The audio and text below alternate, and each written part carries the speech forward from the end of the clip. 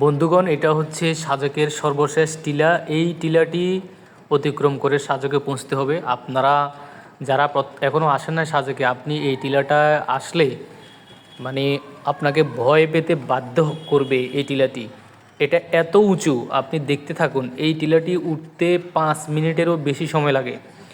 গাড়ি উঠতে উঠতে উঠতে মানে যত সাহসী মানুষই হোক তার ভয় লাগবেই।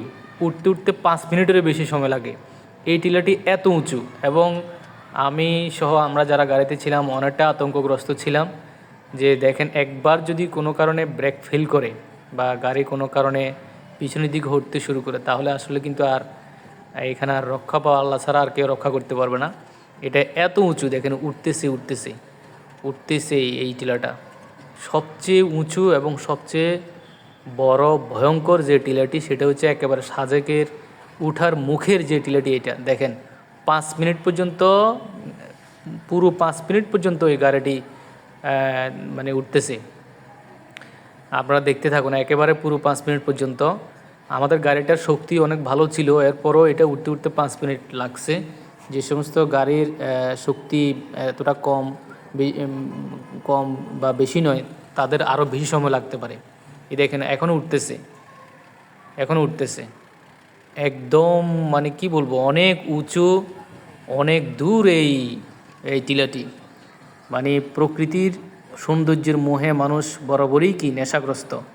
তবে এই নেশাগ্রস্তের কারণে মানুষ এরকম বড় বড় টিলা অতিক্রম করে লক্ষ্যে পৌঁছাতে চায়। সাজেকের উঠে আসার যে তার যে একটা নেশা, সেই নেশায় সে মোহগ্রস্ত হয়ে পড়ে। তারপরে ব্যস্ততা, পড়াশোনা, হতাশা, চাপ, দৈনন্দিন কাজকর্ম থেকে নিজেকে দূরে সরিয়ে মনের প্রশান্তি, সজীবতার জন্য ভ্রমণের বিকল্প অন্য কিছু হতে পারে না।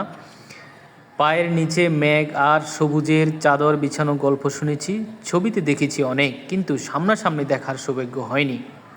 তাই এবার আর সুযোগ হারাতে চাইনি। ঘুরে আসলাম সাজেক থেকে। সাজেকের সবচেয়ে উঁচু যে পাহাড়টি, সেই পাহাড়টির অভিজ্ঞতা আপনাদের সাথে শেয়ার করছি। ঢুমের এসেছি সেই ধবধবে সাদা মেঘেদের রাজ্য থেকে, যেখানে পাহাড়ের গায়ে হেলান দিয়ে মেঘেরা ঘুমায়। মনের পাতাহীন স্মৃতির ডায়েরিতে যুক্ত হয়েছে আরও কিছুটা বাস্তব অভিজ্ঞতা। এই যে দেখুন, এখন 2 মিনিট 8:39, এখনও এটা উঠতেছেই উঠতেছে। আপনি বিশ্বাস করেন কিনা জানি না যে মানে সর্বশেষ যখন টিলাটি উঠে, সে যত সাহসী মানুষই হোক না কেন, তার জবাব আস্তে করে বন্ধ হয়ে যায়। গাড়ি উঠতেছেই উঠতেছে উঠতেছে উঠতেছে। দেখেন প্রথম গাড়িটা একটা গিয়ার ফেলার পরে পরবর্তীতে সে গাড়িটা উঠতেছেই উঠতেছে। দেখেন এখনও উঠতেছে। সর্বশেষ গাড়িটা সাজেকে পৌঁছতে 5 মিনিটেরও বেশি সময় লাগছে এই টিলাটা উঠতে উঠতে।